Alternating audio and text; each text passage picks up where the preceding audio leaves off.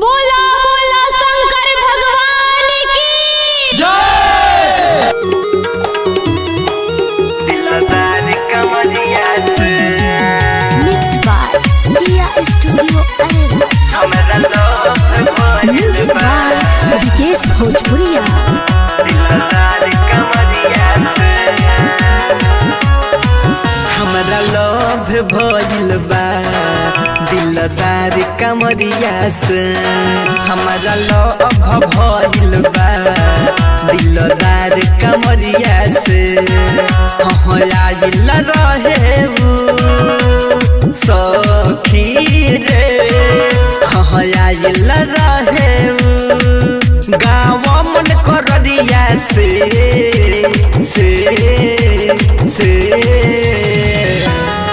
हमारा लोभ भइल बा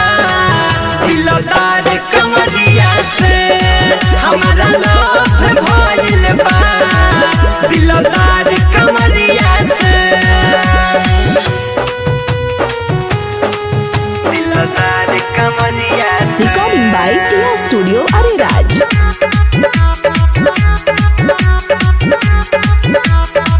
हमरा लोभ भइल बा दिलदार कमरिया से गंगा जी के घटिया पर नजर जब मिलल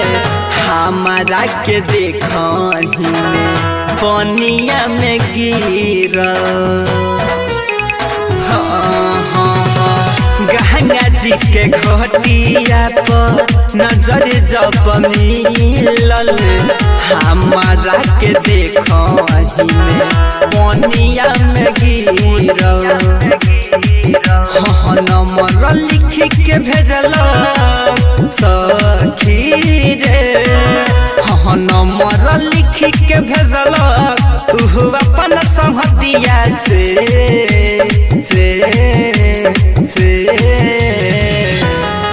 हमारा लोभ भइल बा दिलदार कमरिया से हमारा लोभ भइल बा दिलदार कमरिया से दिलदार कमरिया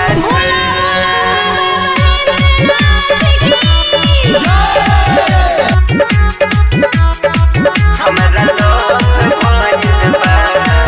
दिलदार कमरिया से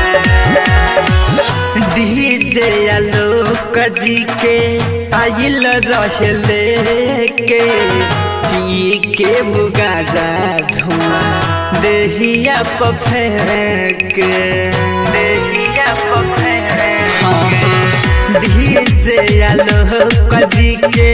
आइल रहले के पी के बुगाजा धुआं देहिया पर फेंक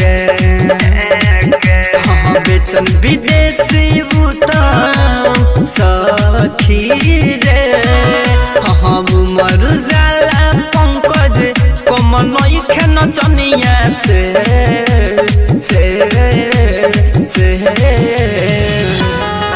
हमारा लोभ भइल बा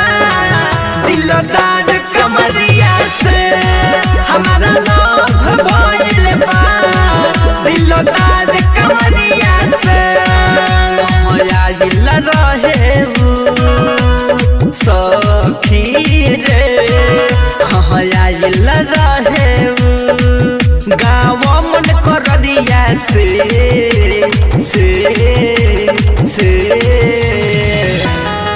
हमारा लोभ भइल बा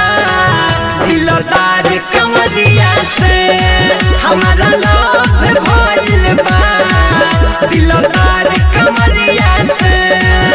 रिकॉर्डिंग बाय किया स्टूडियो अरेराज।